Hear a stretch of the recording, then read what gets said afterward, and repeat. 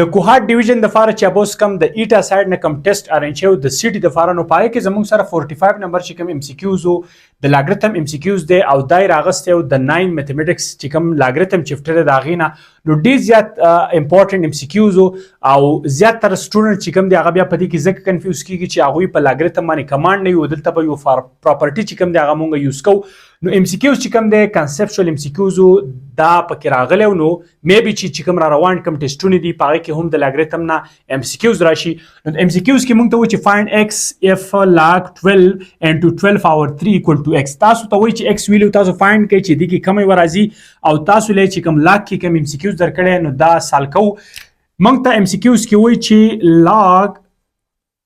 12 انټو 12 پاور 3 انټو ایکس ایکوال ټو ایکس دا خبره تاسو ذهن کې کېدوي چې زموږ سره چې کومه پراپرټی دا منګه یعنی ایکسپوننشل فارم چې کوم د دې لپاره لیکل شو مثال په باندې زه ولیکم چې log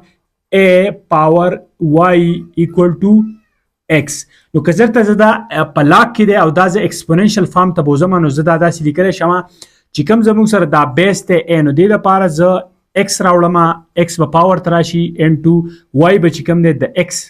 پوزیشن والی equal to y دا زموږ سره د دې ایکسپوننشل فارم دی نو چې کومه دا کنسپټ دی نو دا به اوس موږ دلته افلای کوو نو چې کله موږ دا افلای کوو نو دا چې کوم بیس دی دا به زه ولیکم 12 او دا x چې کوم دی دا به دیز پوزیشن والی نو x به راشي او چې کوم دا 12 پاور 3 دی دا به د x پوزیشن والی دا به شي 12 پاور 3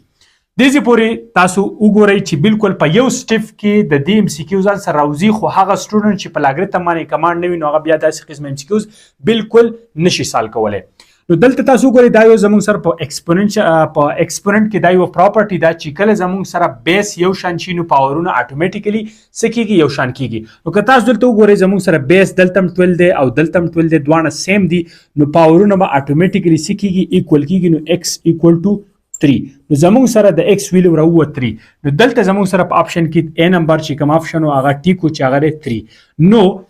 د ام سی کیوز اکثر چانسز د لاګریتم نه چې راشي نو د خپل مرګرو سره د ام سی کیوز ضرور شیر کړئ میبي چې را روان کم ټیسټونه دي پاره کې داسې قسمه ام سی کیوز راشي نو خپل مرګرو سره په دغه چیز کې هیلپ وکړئ او دا لیکچر د ام سی کیوز ضرور دا غوي سره شیر کړئ ثانک یو